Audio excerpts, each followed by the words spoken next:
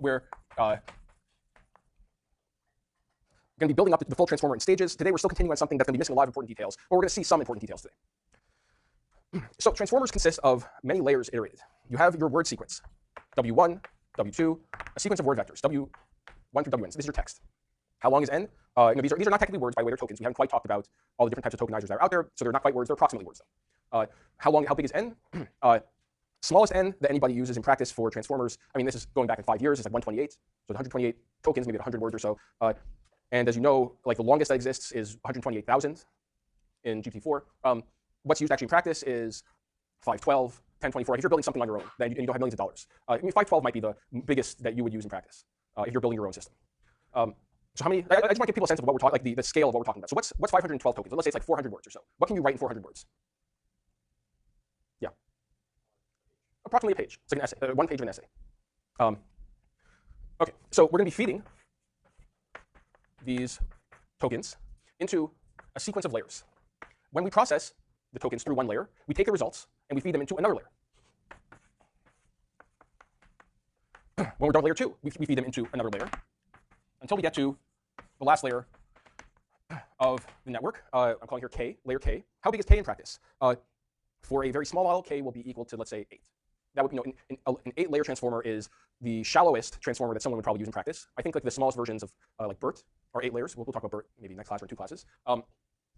Largest K that people use. Well, we don't know what the K is for GPT-4, but I would say the largest that is publicly documented is somewhere on the order of 100, I think.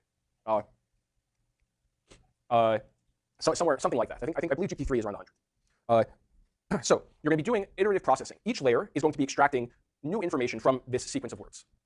So layer 1 extracts some information, it produces new word representations. Layer 2 takes those new representations, extracts new information from them. And we repeat that process until we get to the final layer. And then the final layer produces some output.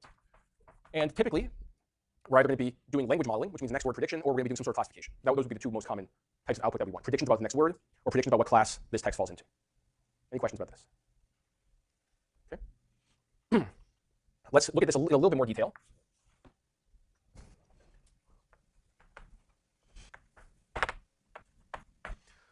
We feed these words into layer 1. After layer 1 is done with processing, it's going to be producing new representations for each word. So if we have n vectors going into layer 1, we will have n vectors going out. Let's call them h's for right now.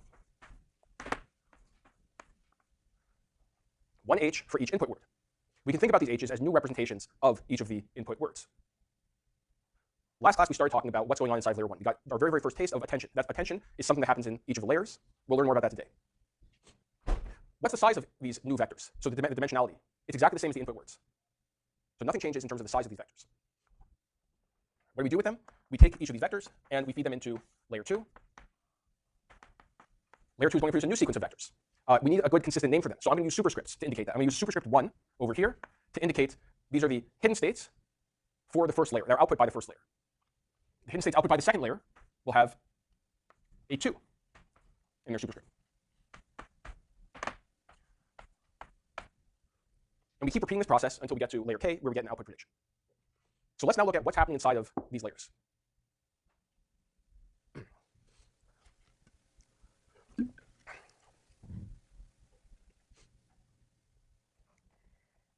So inside of a layer, there are 2 main components. So at the very bottom of the layer, we do attention. So I'll put that inside of a little box. So we have our, let's say this is layer 1. So what we're getting in are the input words. The same thing will hold for the layers, but let's focus on layer 1 for right now. So we have our input words here, W1 through Wn. All of these go into layer 1. Basically, the first thing that we're going to do, and I say basically because we're not quite learning about transformers yet, in our simplified model, the first thing this layer does is attention. So you go in, you do attention on all these vectors. We'll learn more about that.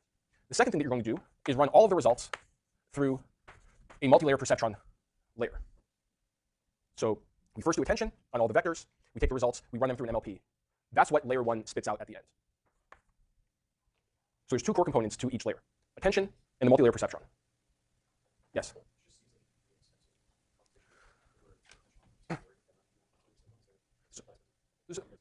Let's get back to that after we see. So there's something more precise that we can say about that. And yeah. So we'll go back and actually do a formal analysis of this once we've gone through the components. It's a great question. You had a question, yeah?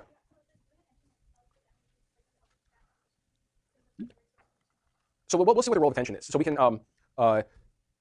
they each play a role, and you can't, the name, I mentioned this last time. The name of the original transformer paper was "Attention is all you need." So that would suggest that attention is a really important part of this network, right? I mean, that says it in the name. That was definitely the view, I would say, when this model was invented in 2017. So it's not very long ago, right? It's only, I mean, it's ancient history for me, but and also for you because you're all young. But like, thinking about really in the grand scheme of things, it's 6 years ago that this was invented, and like the field had nothing before then, right? Like, in terms of anything that you could use for analyzing language, it was just completely worthless. Right? All the progress happened after transformers were introduced. So you would think attention is actually the important part of this. I would say that the current view about this, and we have some evidence that maybe we'll talk about later in the course, is that like, you can't just get rid of attention and then your model will work. That's actually very, very clear. But you can replace attention with a lot of other things. There are other things that can serve the same function as attention. So attention does not look very special at this point. But it doesn't mean that if you remove attention from the network and you just run a network that it will work. That's not true. Okay. Each of these components is extremely important. Like if you fix all the other components of the network. So you cannot take the network, remove one component, and expect it to work. If you want to remove something from the transformer, you have to do something very, very clever. This is like it's a bit like, it's like a jewel, right? It's like they discovered a jewel just by accident, basically, and you have to be really, really clever to change the components of it. It's possible. Okay. So we do this. Then what happens in layer 2? Layer 2 is exactly the same as layer 1, except that the weight inside of each of these components is different. So each layer structurally looks identical. You just keep doing the same thing over and over and over again. It doesn't mean that the computations done are the same, because the MLP has weights in it. So does attention, by the way. We'll learn about that. Both of these things have learned weights, learned weight matrices. The learned weight matrices in layer 1 are different than the learned weight matrices in layer 2. So this is the very, very high-level architecture of something that's approximately a transformer. You keep doing the same thing over and over and over again. By the way, there is an interesting biological analogy here. For the cognitive scientists in the room, are you familiar with this? There's an interesting biological analogy. So the cortex, which is like, what people normally say is like where like intelligence resides. That's sort of like human intelligence sort of resides in the cortex. The human cortex is the main thing that's different from other animals that are not as smart as us. The cortex is composed of a bunch of layers, and each of those layers looks the same.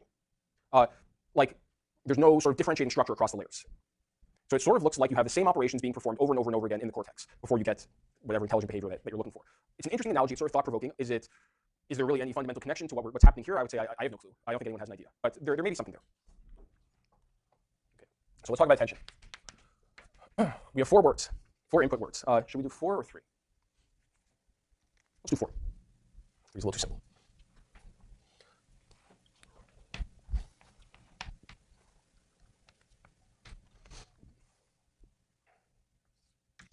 So remember last time, what we said is what attention does is we're going into the attention layer right now.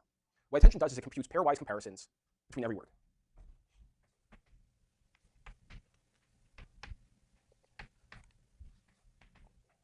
So it computes the similarity of words 1 and 1. So we compute pairwise. These are similarities that we're computing.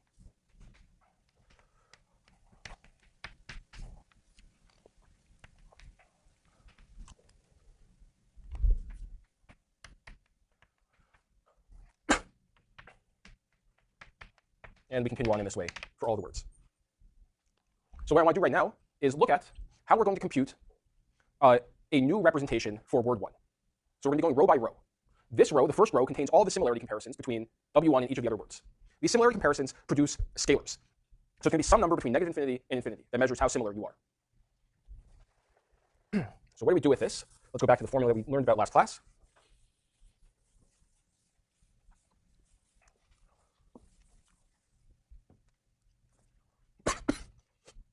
So let's talk about P1, the first probability distribution that we compute.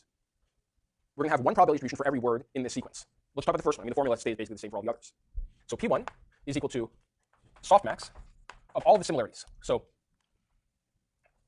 similarity between word 1 and word 1 itself, similarity between word 1 and word 2, and we compare word 1 to all the other words in the sentence. We collect them up. We run them through a softmax. So what's the probability?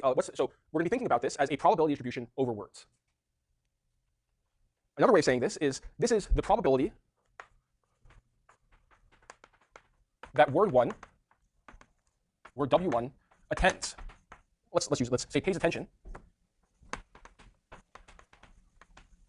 to each word. Yes. Great question. So there's a technical reason for it that we'll get to in a little bit. I think there's a more interesting reason, which is it could be that none of the other words are relevant at this point. Maybe we're at a higher layer in the network. We already know sort of exactly, this word has already gotten as much information from the rest of the sequence as it can. There's no other relevant information from the rest of the sequence. It needs to pay attention to something, so it'll pay attention to itself. Another way of thinking about this is that it's the model telling it that, like, maybe it's not done processing all of the information from the previous layers. So it needs to do more. It may be the case that information from the rest of the sequence will become relevant, but we need more processing here at this particular word. Okay.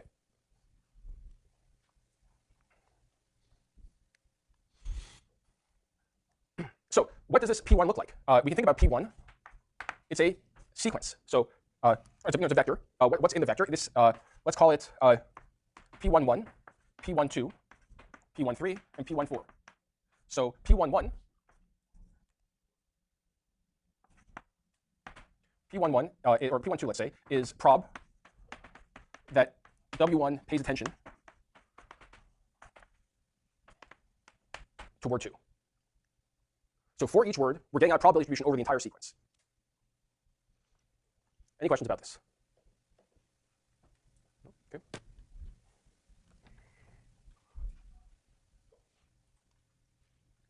The new representation for word 1 is equal to, we're going to call it a vector A1, which is a weighted sum of all the other words in the sequence, where the weights are given by these probabilities. So it's going to be a sum from I equals 1. I mean, in this case, it's to 4 because that's our sequence length. Sum from I equals 1 to 4 of P1. How much attention does word 1 pay to word I? We multiply that by the current representation for word I. So we take all the words in the sequence, we weight them by these attention probabilities.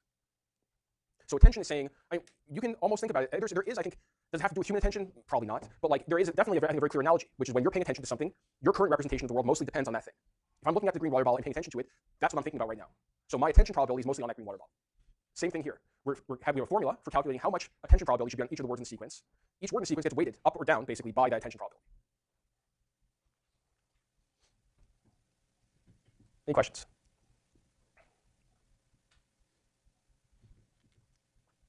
Did anybody see the movie Oppenheimer? Yeah? Oh, people saw it. It's good. All right. It's worth seeing. Yeah, no, it's really, I mean, especially after taking this class, I think it's worth seeing. I spent way too much time on the like trial stuff. I thought that was really, really boring. It was like an hour and a half of like, I mean, like I don't know what they were thinking when they were doing that, but I like the scenes in Los Alamos a lot. Those, like they really should have spent more time like what was it actually like building this bomb. It was like the biggest thing anybody had ever done, like the biggest organizational task anyone had ever done. Like what was involved there? They could have done it. They didn't really do it, but like, you know, even when we got glimpses of it, I thought that was pretty cool. Okay, so what's the main? There probably are multiple questions that you may have about this, but there's one like main question here that I've left completely open. What's the similarity function? How do we compute the similarity between pairs of words? And this requires some thought. So can someone give me some ideas for what we can do? Yeah.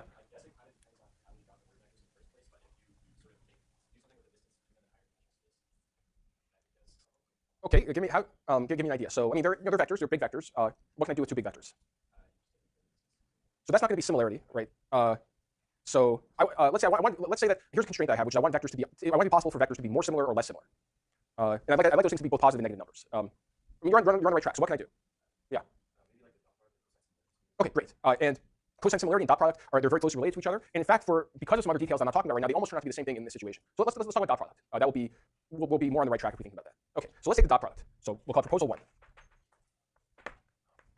Similarity between word 1 and word 2, or between any pair of words, it's equal to the dot product between word 1 and word 2. When you take the dot product, if that thing is big, that means they really point in the same direction. If it's very negative, that means they point in opposite directions. If it's close to 0, it means they're approximately orthogonal. Okay, so we can do that. Let's so here's our new attention matrix.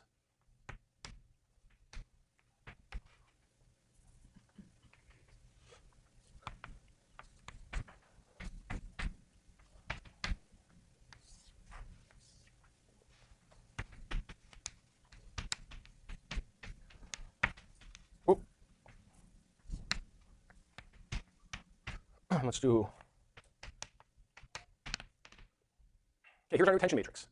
So bigger numbers here. We're doing a softmax on this. So we take row 1 to get the attention distribution for word 1. We look at row 1. We do a softmax. Right? What does like we've seen softmax a bunch of times. Remember softmax. means what you do is it's like e to the let's say w1 dot w1 over a sum from I equals 1. I'm saying what's the attention probability for the first word? Sum from I equals 1 to 4 of e to the w1 dot wi. Now let's assume for the moment that all of the vectors have basically the same magnitude, because that basically ends up being true. So these input vectors are all the same size. What's the consequence of that for this attention distribution that we're computing? What can we say about the softmax in general? So someone gives me these dot products. What are some things I can say? There are some very general things, and then there are some things I can say in this situation.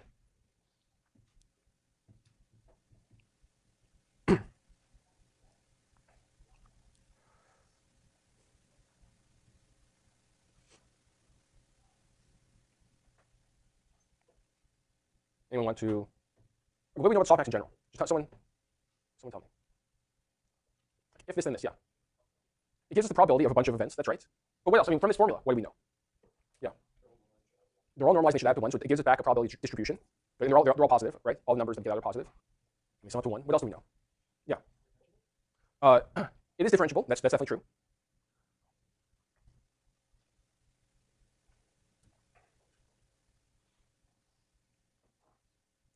Okay, I want you to think about, you should work on this on paper for a second. Like, assuming these vectors are all approximately the same size, what do we know?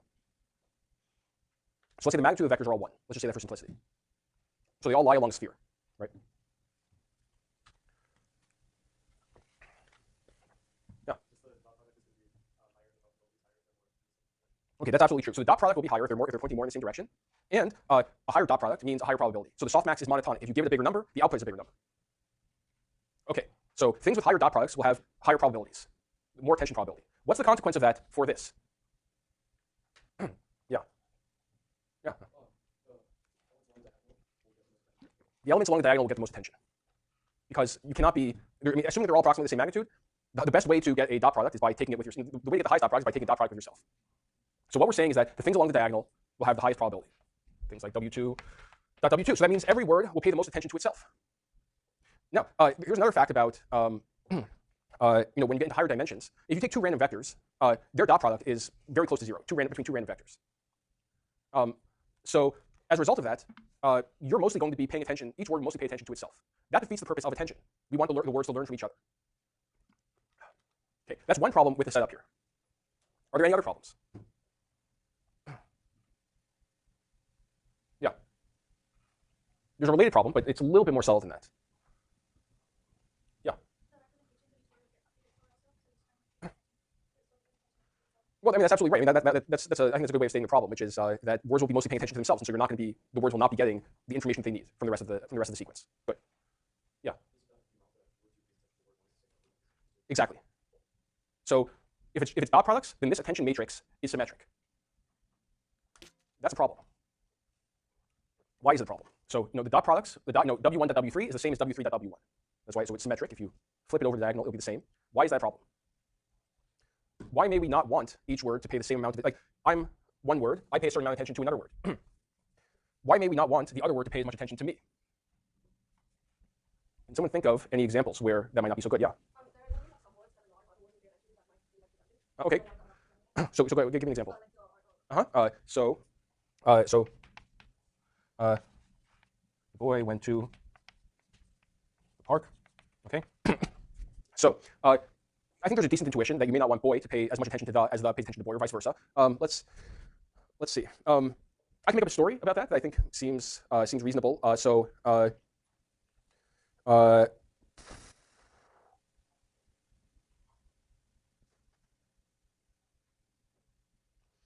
think it's not so clear. It's not so clear to me actually that there's going to be. I mean, it probably is in practice, but I don't immediately see what the asymmetry is here.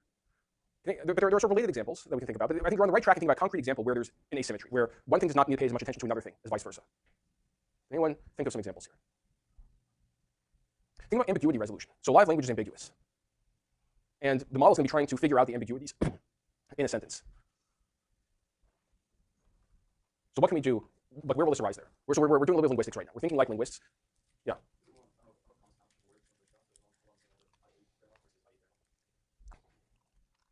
This is a little bit more grim than what I was expecting, but we'll go with it. I ate grandma versus I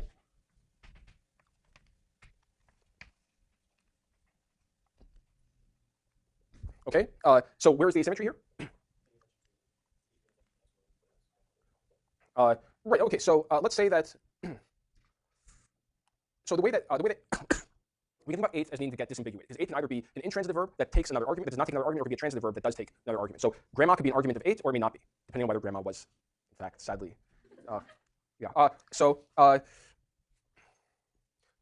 The way that 8 will figure out whether how to resolve this ambiguity will be by looking at whether there's a comma right next to it. And okay, there is. So it will pay attention to that comma. Great. It now knows it's not doing it. Like, we're not specifying what's being eaten. Okay. Should the comma pay attention to 8? Maybe, maybe not. Maybe you want the comma to pay equal attention. Plausibly, the comma should pay equal attention to the things on both sides. So you don't necessarily want there to be something symmetric there. Okay, I think that this is getting closer.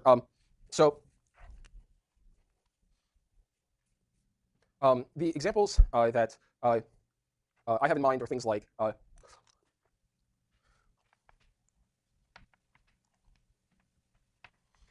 went swimming at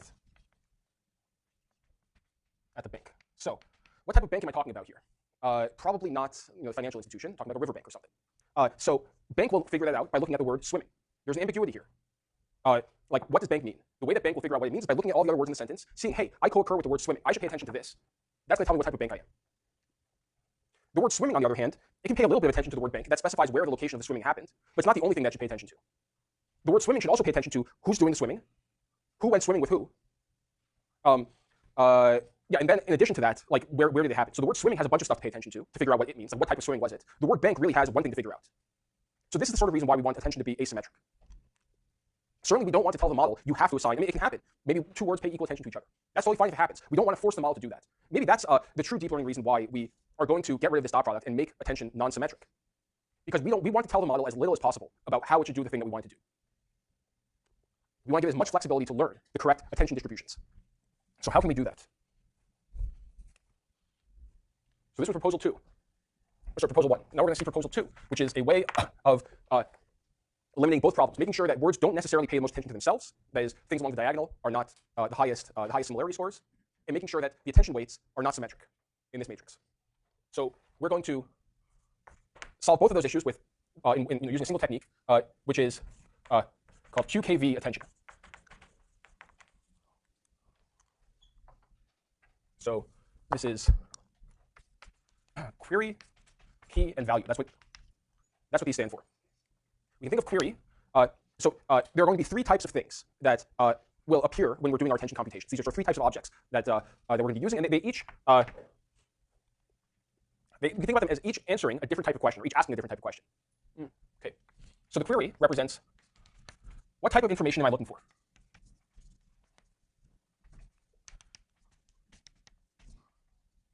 The key represents, do I have the information that you're looking for?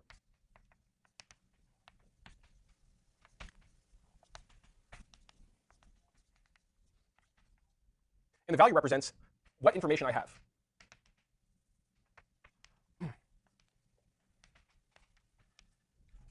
So we're going to be breaking the problem into these 3 parts. Each word in the sequence will have a query, it will have a key, and it will have a value.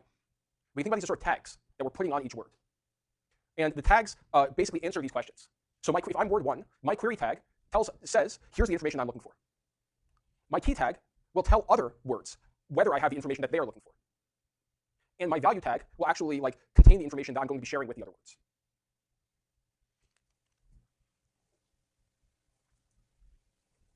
Any questions about this so far?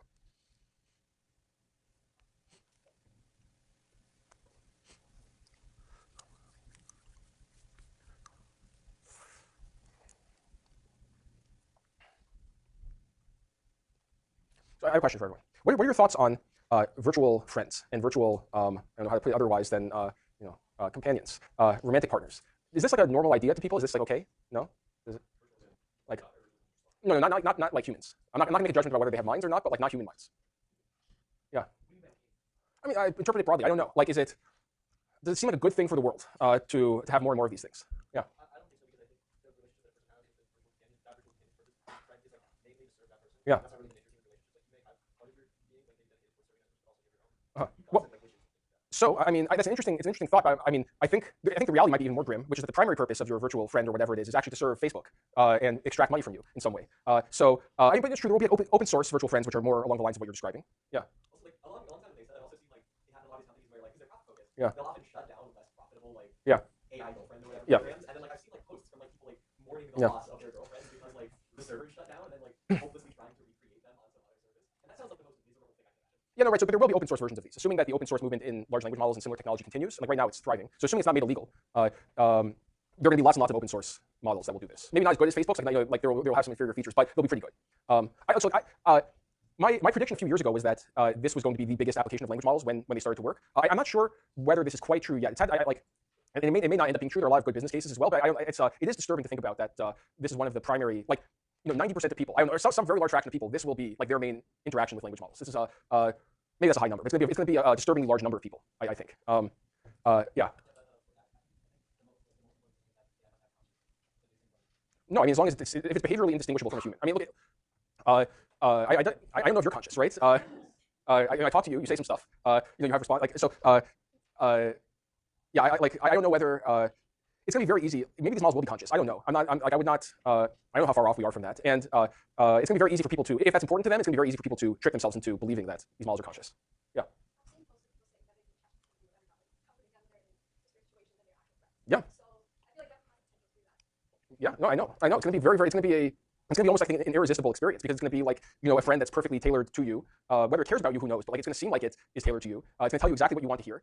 And that's bad for many reasons. Yeah.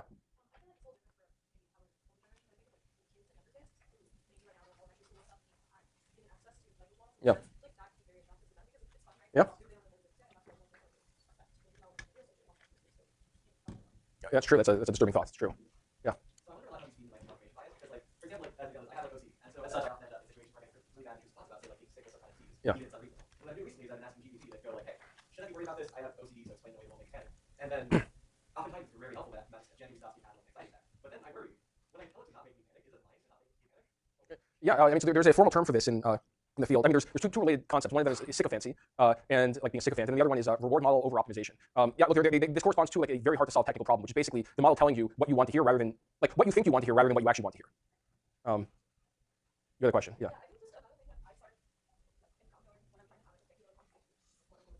Yeah. Uh-huh. Yeah. So I mean, I think this has to do with the personality that they've given to GPT-4 or ChatGPT. I mean, you can prompt it better and it won't act like that anymore. So that's first of all. So I think it's a failure of prompting. Like you have to give very detailed instructions about the type of friend that you want, and then it will be that friend. Maybe it's not so effective if you're the one saying it, but other people will just create wrappers around that with better prompts, and then it will be your friend. The other thing is that some of it has to do with the post-training that I did, called RLHF, reinforcement learning from human feedback. It was optimized for its personality. You can easily optimize these models to have different personalities that are not as cold or whatever it is that you're picking up on, which is real. Those models have already been trained. They're not quite as good as GPT-4. They will be soon. They're going to be better than GPT-4 in the sense of smarter and like they will act like real friends. Look, this is Facebook's business model from this point on, right? It's to suck you into their website by providing virtual friends for you, where it knows a lot about what type of virtual friend that you want based on your real friends.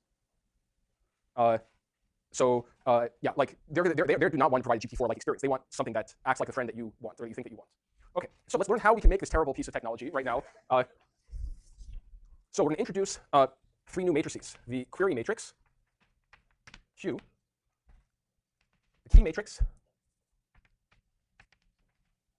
K, and the value matrix, V. Now, each layer in the neural network, in the transformer, will have its own triplet of QKV matrices. These are going to be learned matrices. We learn them the same way that we learn every other set of parameters in our model, which is through backpropagation. So all of these 3 matrices will be optimized through backpropagation. We have separate matrices for each layer. So the total number of, we have K, we have like number of layers Q matrices, different ones, number of layers K matrices, number of layers V matrices. Okay, we have these 3 matrices for each layer. What do we do with them? So let's talk about what we do with word 1. It's going to be the same. No, we'll talk a little more generally, actually. So for each word, WI, we're going to compute 3 quantities: the query, key, value vectors. So we're going to compute 3 vectors for each word. So little qi, lowercase q I, that's going to be the query vector for word I. So this is the Q matrix, the query matrix, times word I. The key vector for word I is equal to the K matrix times word I. And finally, the value vector for word I is equal to the value matrix times word I. So we have 3 new vectors that we compute for every word. These 3 vectors represent these 3 quantities for that word. So little qi is going to say what type of information is word I looking for. Ki, vector ki, will represent what type of information, whether word I has the information that other words are looking for. Vi will represent the information that word I has.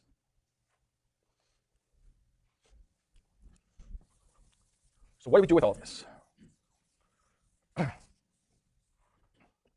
So the first row represents word 1 looking for information from the other words, right? The first row is going to be the similarity scores for between word 1 and all the other words in the sequence. So word 1 is looking for something here. It's looking for what should it pay attention to. That's what the first row represents. So we're going to use Q1, the query, which is telling us what word 1 is looking for. So it's going to be Q1, and we're going to take the dot product of Q1 with K1, which is word 1 telling us whether it has the information that we're looking for.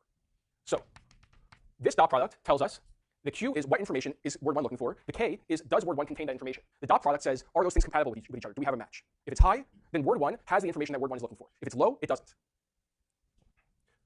For this one, how much attention should word 1 pay to word 2? We have what information is word 1 looking for. We take the dot product with K2, which will tell us, does word 2 have the information that word 1 is looking for? The dot product says, is the information that word 1 is looking for similar to the information that word 2 has? Then we take Q1.K3, Q1.K4. Altogether, this says, I have some information I'm looking for, Q1. Q1 stays the same across this row. Which of these words do I have the highest dot product with? That indicates to me which of these words has the information I'm looking for. Okay. So here, on the second row, we have Q2. Q2 represents the information that word 2 is looking for. So this row will tell us which word has the information that word 2 is looking for. So we do Q2 times K1. Does word 1 have that information? Q2 times K2. Does word 2 have it? Q2 times K3. Q2 times K4. So every row, there's some information that word is looking for. That's represented by the query vector. The key vectors tell us whether those words have the information that's being sought after. Any questions about this? Okay. So then P1, the probability distribution for the first word, for the first row, that's equal now to softmax of the first row. So we'll write it out. So Q1.K1, Q1.K2, Q1.K3, Q1.K4. So this tells us what probability will the first word assign to all the other words in the sentence. And now we have our new representation for the first word, A1, and there's a twist, which is that instead of summing up, so A1 previously, do I have it on the board? Yes, up there. A1 is a sum over all the words in the sentence, correct? So there's a twist here, which is that instead of summing over all the words in the sentence, we're going to sum over all the values in the sentence, all the value vectors. A1 is a sum. It's the same formula as that, from I equals 1 to 4. So the probability that word 1 assigns to each word I, P1I, times VI. So VI is the information that word I has to contribute to that word.